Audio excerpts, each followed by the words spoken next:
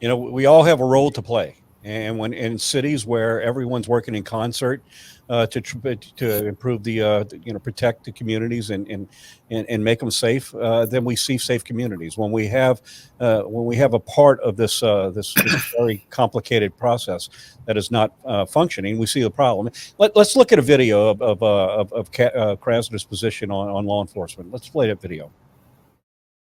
This is the worst I've seen it in almost 2 decades. As the founder of Mothers in Charge, Dr. Dorothy Johnson-Spite sees the hurt that gun violence causes.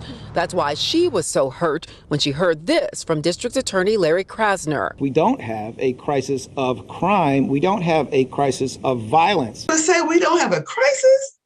Really? How could you dare?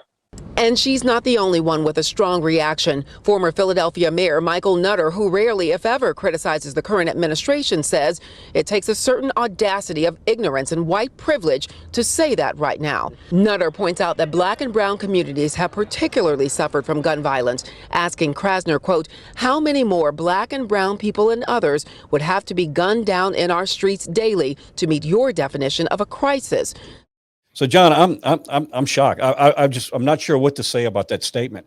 As a person who represents the men and women who suit up and show up every day in the streets of Philadelphia, do you think that's an accurate statement that crime is down? No, it's just the opposite. I don't know where he's getting his figures from, and he's a master at deflecting blame.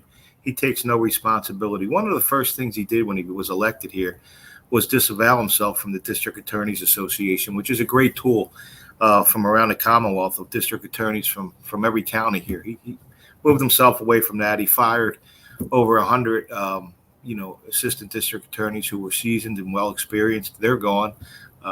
He brought in another crew that now has since gone. Nobody can seem to work for the guy. His disdain for the families of crime is just a shame. He does not inform them of what he is doing.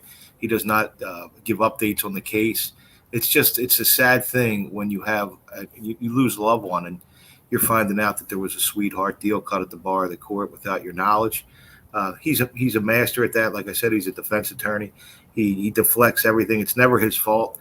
And there's, like I said, there's that certain group or that certain element that needs to stay in jail, and he's making deals where they're out. And we find out now that he's doing a bail. He's, proposing changes to the Pennsylvania Supreme Court to change the bail guidelines here in Philadelphia, which we got wind of. We're stopping that.